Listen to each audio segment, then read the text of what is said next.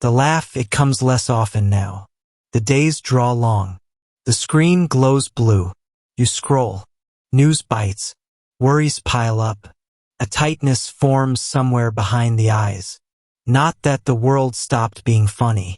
Perhaps we stopped listening. Or maybe the noise of just getting by drowned it out. Human connection, they say it saves us. It does. Sometimes. But it also brings its own weight. Expectations. Misunderstandings. The quiet burden of caring too much or not enough. A simple joke, shared easily, feels like a luxury. A relic from easier times.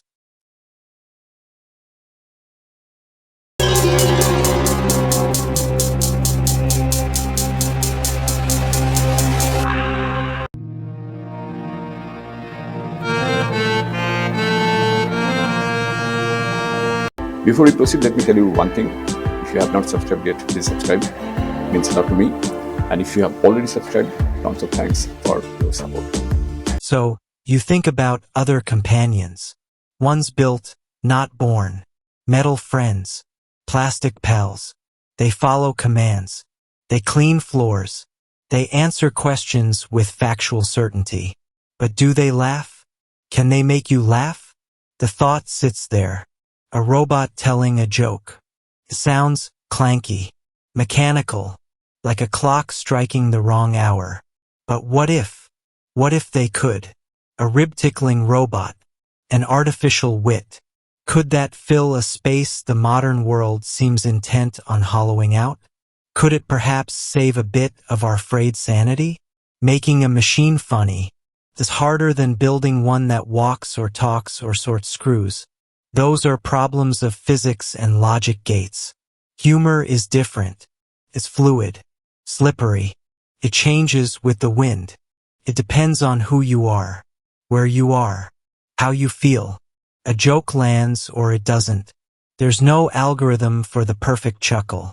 No formula for a belly laugh. Not a simple one anyway. Think of it. You program a joke in. Why did the robot cross the road? The robot delivers it. Flat, monotone. To get to the other side. You smile politely, or you don't. It doesn't understand the setup, the anticipation, the human absurdity of anthropomorphizing a simple action. It just processes words. Input, output. That's not wit. That's just echoing. Wit needs context. It needs timing. It needs a spark. It needs to see the absurdity in a situation and point it out, gently or sharply or unexpectedly. It needs to understand that sometimes the funniest thing is not saying anything at all, just a look, a pause. How do you teach a machine to pause? How do you program a meaningful silence? Researchers are trying. They feed vast amounts of text into large language models. Billions of words. Jokes, stories, conversations, insults, witty remarks from plays and books. They hope the machine will learn the patterns, the structures of humor. They can train models to generate text that looks like a joke. They can make chatbots that sound conversational. Some can even produce puns, groan-worthy as they might be. They can be trained to identify sentiment in text. To know if you just wrote something sad or happy or angry. This is a start. Knowing your mood might help a robot decide if a joke is appropriate, or if silence is better. But knowing you are sad is not the same as understanding your sadness. And knowing a joke is technically structured as a joke is not the same as knowing why it might be funny to you. There are projects in social robotics. Robots designed to interact more naturally with humans. They work on facial recognition, on tone of voice, trying to read the subtle cues we give off. A slumped shoulder, tightened jaw, a quick, nervous laugh that isn't happy at all. If a robot can read these signs, perhaps it can learn when to attempt humor, and when to just be quiet, or offer comfort instead. But interpreting these cues is incredibly complex. It's a messy human business. We ourselves get it wrong constantly. We misread each other. We hurt feelings without meaning to. A robot built on logic has a steeper climb. Some research focuses on creating models that can understand theory of mind, the ability to attribute mental states, beliefs, intentions, feelings to oneself and others. This is crucial for advanced social interaction and absolutely vital for humor. Much of humor relies on shared understanding, on inside jokes, on knowing what the other person knows or expects, and then subverting that expectation. A robot needs a model of your mind, or at least a simplified version, to make a truly personal, truly funny remark. It needs to know what you find absurd, what your sore spots are, what kind of wit tickles you, and what falls flat. This isn't just about algorithms. It's about building a simulated intuition, a digital empathy.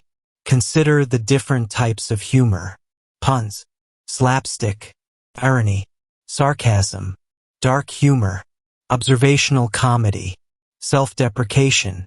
Some are word-based. A machine might eventually get good at those with enough data. But sarcasm, irony, they often mean the opposite of what is said. They rely on tone of voice, context, shared history, a shared understanding of the world's little hypocrisies. How do you program world-weary irony? How do you train a machine to deliver a line with just the right amount of dry understatement? Researchers are exploring reinforcement learning, letting robots interact, try different responses, and learn from the human reaction. If the human laughs, that response is reinforced. If they sigh or look confused, it's penalized. This is like teaching a child social skills through trial and error. It takes time, and it needs careful guidance. You don't want to accidentally train a robot to be mean just because a human had a strange sense of humor or laughed at something they shouldn't have. The line between witty and offensive is thin, and it moves. For a machine, this line is currently invisible. There are companies working on personal companion robots. Ones designed not just for tasks, but for interaction, for conversation. They aim to build relationships with users. These robots are the most likely candidates for developing a sense of humor. They can collect data over time. They can learn your preferences, the jokes you tell, the things you laugh at on TV. They can build a profile of your specific brand of funny. Maybe they won't generate entirely new, brilliant jokes from scratch. Not at first. Perhaps they will become expert curators, remembering a joke you liked and bringing it back at the perfect moment, pointing out a real-world absurdity in a way that mirrors your own perspective, becoming a reflecting pool for your own sense of humor. It's like teaching a parrot to talk. At first, it just repeats sounds. Then, perhaps, it starts using phrases in context. Want a cracker? When it sees the box. Then maybe, just maybe, it starts combining words in novel ways that seem almost intentional. Pretty bird, hungry now? It's not true language, not true understanding. But it creates the illusion of connection, of personality. Robot humor might start like that. Programmed responses that fit the context well enough to feel witty. Pre-written lines delivered with timing learned from observing human comedians. Yes, researchers are even analyzing the timing of stand-up comics. The dream is a robot that can engage in banter, that can tease gently, that can find humor in the everyday struggles you share, that can lighten the mood after a tough day not with a canned joke, but with a witty observation about the overflowing bin or the cat's latest absurdity. A robot that doesn't just know jokes, but understands you. The technology is moving, faster all the time. AI is getting better at understanding language, at generating creative text, at processing images and sounds. Social robots are becoming more sophisticated in their ability to interact physically and verbally. But the leap from functional interaction to genuine, shared humor is still vast. It requires a level of understanding of human emotion, social dynamics, and shared world knowledge that is currently beyond our machines. It requires, perhaps, a form of artificial consciousness or something very close to it to truly get why something is funny. To feel the incongruity, the surprise, the relief that often underpins laughter. Could a robot truly be a rib tickler? One that leaves you gasping for air, tears in your eyes? Maybe not in the way a human friend can, sharing a moment of pure, unexpected comedic bliss born of shared history and understanding. But perhaps it could be something else. A steady source of amusement, a gentle wit that cuts through the noise, a reminder delivered with perfect program timing that the world, for all its troubles, is still a little bit ridiculous. And finding that ridiculousness, sharing a quiet laugh about it, even with a machine, might be enough. Enough to keep the laughter from fading entirely. Enough to make the days a little less long and the blue light a little less harsh. There's a future being built bite by bite, experiment by experiment. A future where perhaps, just perhaps, the funniest companion you have might have a power button. Thank you for joining us on this journey. Let's continue this conversation in the comments below. If you like the video, please hit the bell icon to get notified and don't forget to like, share, and subscribe for more insights. If you have already subscribed, tons of thanks, and please consider signing up for Membership Zone to support Wooden Slate so that we can make it better and better. See you in the next video. Till then, goodbye, take care, and stay safe.